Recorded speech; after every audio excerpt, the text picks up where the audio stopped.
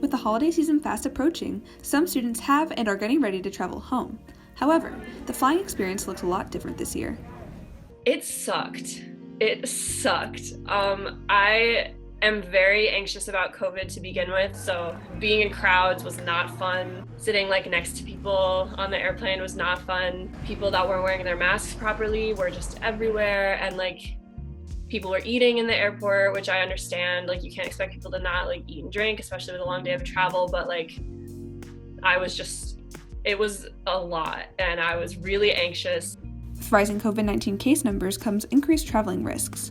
Some students are heading home at Thanksgiving or during the winter holidays and staying home until next quarter to limit traveling back and forth twice. I was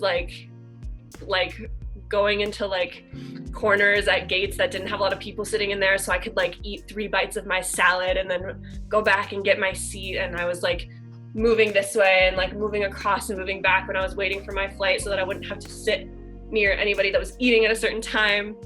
And I was sanitizing like crazy, and I was wearing one of those funky face shields with my mask, and yeah, it was awful, and I was recovering from it for 2 days. But yeah, it was definitely a super, super anxiety-inducing experience, especially coming from someone who already has a ton of anxiety over the situation. I'm going to be very cautious, and I'm not going to just, go without a mask or anything. And I am always carrying a ton of hand sanitizer, as it was before.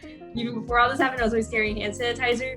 So I'm going to just kind of go into it trying to not psych myself out, because I think that'll make it worse for me mentally, and just kind of think about what it is that I can control, because I can't control other people's decisions and how they act. But as long as I think I'm being as cautious as I can, I think that's the best I can do in this situation. On October 29th, Northwestern sent an email strongly suggesting that students reconsider their holiday travel plans.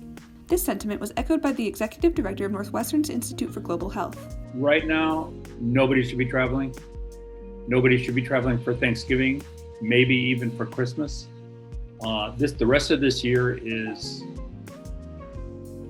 going to be really bad. And schools, frankly, should encourage the students to stay there over Thanksgiving break. They should not be coming back to visit their family. At this point, all non-essential travel should be avoided. And the rest of this year is a write-off. If you must travel this holiday season, here are some ways that you can stay safe during your flights. Northwestern recommends that students get tested at least 3 days prior to leaving campus.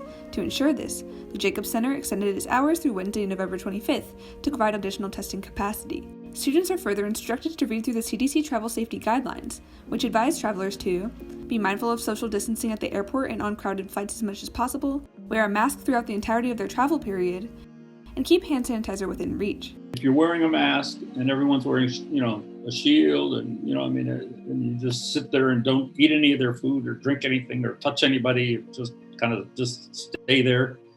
That's not where the problem is. The problem is when you're not on a plane, when you're interacting with other people, particularly if a person is not wearing a mask. Because of this, the CDC emphasizes continued adherence to safety protocols and recommends monitoring your health and temperature once you reach your destination. The CDC also recommends checking your destination's COVID-19 travel restrictions. These could include stay-at-home orders, testing requirements, and self-quarantine requirements. Because flying may involve the high-risk activity of being around crowds, the CDC recommends self-quarantining for 14 days after arriving at your destination. For more information on travel safety and restrictions, you can visit these websites.